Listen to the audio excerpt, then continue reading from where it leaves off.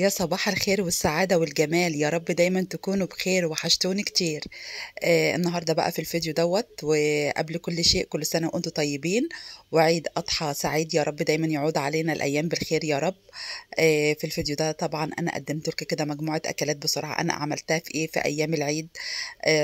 طبعا احنا النهاردة تالت يوم العيد، كل سنة وانتم طيبين. ان شاء الله كده الفيديو يعجبكم، وما تنسوش تحطوا لايك.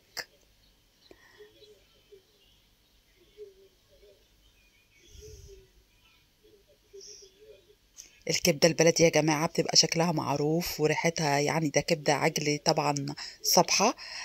أنا كنت جايبة كده حوالي كيلو وربع بالكلاوي. آه كان يعني لسه طازة يعني. عملتها كده، شايفين جمالها بقى. أنا عملت الطبق كده مع المكرونة الأسباجيتي في اليوم ده.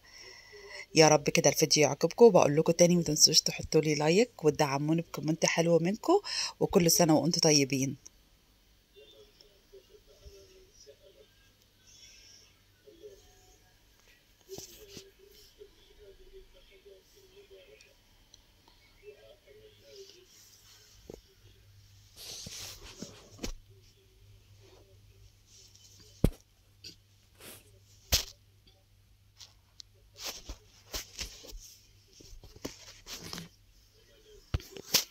على فكرة ده كيلو ونص ممبار، برضو انا كنت عاملاه يوم الوقفة.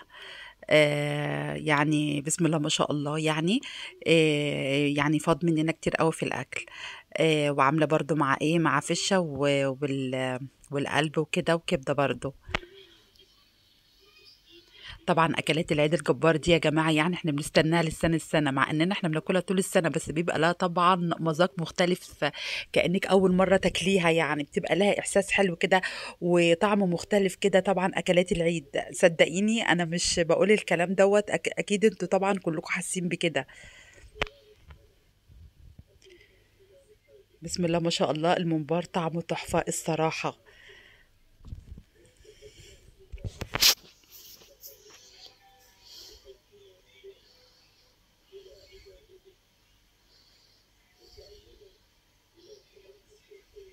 والحقيقه انا بحب اعمل طبعا سلطه الطحينه جنب الممبار وسلطه خضراء.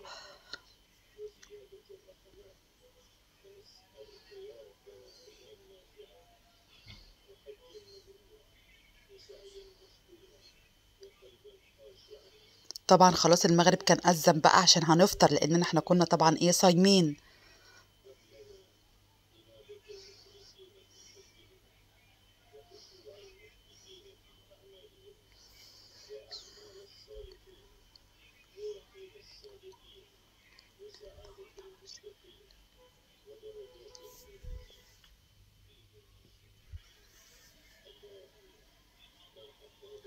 ورق العنب ده بقى يعني مش هقول لكم حكاية.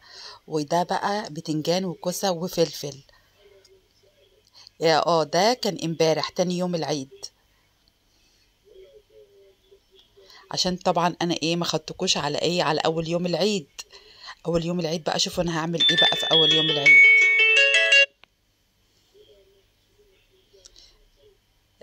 اللحمة طبعا انا سلقاها ولسه هحمرها دلوقتي.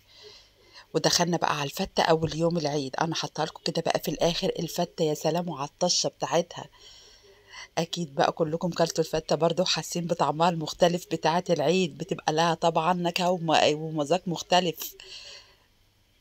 يا رب دايما تكونوا بخير يا رب، ويعود علينا الايام بالخير يا جماعة.